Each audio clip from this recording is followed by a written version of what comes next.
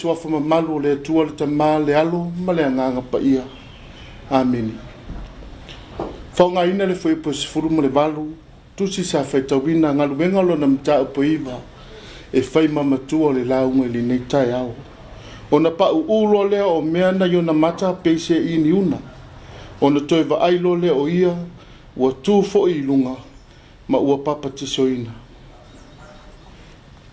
O le minato au tu o le nei aso e tusai ma le whaasinonga le tusi whai tau aso, ua whaonga ina fo i ma minato au tu o le launga. Tau ma whai e tuu le manao, ai a mata o nā lofa. Tau ma whai e tuu le manao, ai a mata o nā lofa.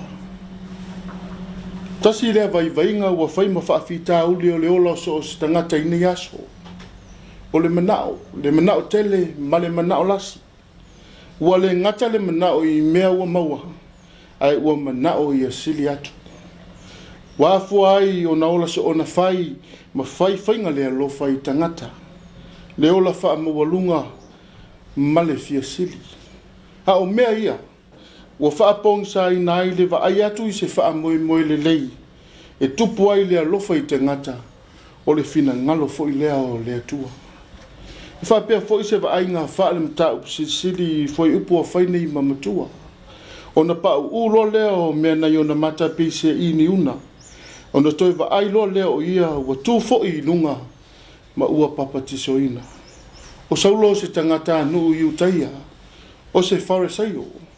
O lona winga, o se tangata e mita ma tau fiofi ma mau i lona talitanunga wha farisaio. Lea e mafua ai, o na ina ma mata ita i le talitanunga wha kerisiano. Fetena i tele ma lona talitanunga wha i utaia. Na tele talia ina ai o Yesu o se Mesia, na maliu ma toi tu. Lea la e tupu wai lona manao, ina ia tau fia matineia le talitonunga wha kerisiano. A o lona lea manao, na tupu wai lona taula mua, ia wha o le oti tangata o le ala. O e ua talitonu ma wha atuatua i le keriso toi tu. O winga wha mawalunga ma le wha sausili. Le whaunga ino lona tūlanga mawalunga ma le pawa o ia umia. Ina ia wha o aile leanga i isi uso a tangata. O se ata manino se tangata ua wha oa e le manao na langona. Ha o mea ia. Na wha apongi sa ina aila na maai i le alofa atu le isi uso a tangata. Whai mele tala. Ina ua taia saulo e le malama le ali i le ala i tamaseko. Sa apongi sa lana maai. Peitai. Sa wha atonu wina e le atua le tasi soi i tamaseko e ngoia anania. Ina ia alu sa idi saulo i le whala o iuta i le ala i ngoa o sao. Awa o ia le ipua filifilia e momoli de suafo le atua i nu ese. Ma tupu ma whanaunga o Israel. Sau si tai anania le whaatonunga le atua. Wa alu mauru atu i le whali. Wa wha e atu na lima i lunga ia te ia. Ma wa ia whai atu. Lo u soi saulo. Wa au wina mai au e le li o Yesu. Sa whaari ia te oi le halana e sa wai. Ina ia e toi wa ai. Ma ia whaatumuina oi le anganga pa ia. Whai mai o le taimi lava lena pa u mai aini mea peise i ni una mai o na mata. O na toi wa ai ei lea. Nei e le whai pua whai matato matua i le nei tai au. O le whai longa manino o le ave e sea le atua o mea na punitia ai lana wa ai na fua mai lona manao. Ai se i a mata o na whaapupula mata i le lalolangi o le alofa. Lea whai mai le tala. E le ngata ua ia tū i lunga. O le whai longa le tangata ua tu ua le o langa tuai. Ai sa uni ofo le ola mbole tala le leia le atua. Ai ua papa tiso ina fo o ia. O le ata o le tangata ua toi whanau fo ina i le anganga.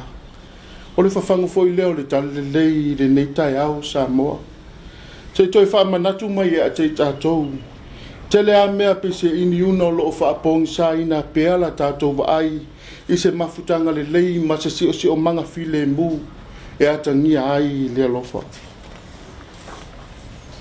Le olofa mawalunga ma le wha sausili. Le pule so na whai ma whainga wha le alofa.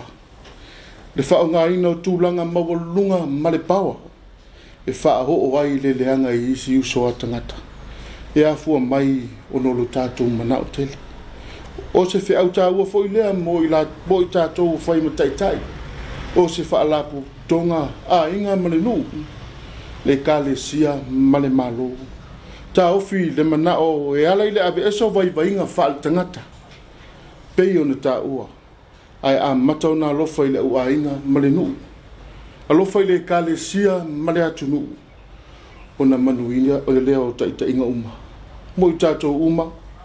Awale nofo I le wha le tonu o loi ai. Ai tui lunga ma toi fuata ina le ola. E ala I le tu o winga tuai. Ai ngā lue wha maoni mo le li. O le maliu ma le toi tu man malo Yesu Kiriso. La toi wha fo wina ai la tātou mafutanga ma le atua na wha alanga ina o no le anga sala. Sa puni tia ila tātou wa ai atu I le ola e wha vavau. Pe a whai tātou te tā ofi le manau. Ai a mata o nā lofa. Ono Yesu. Amen.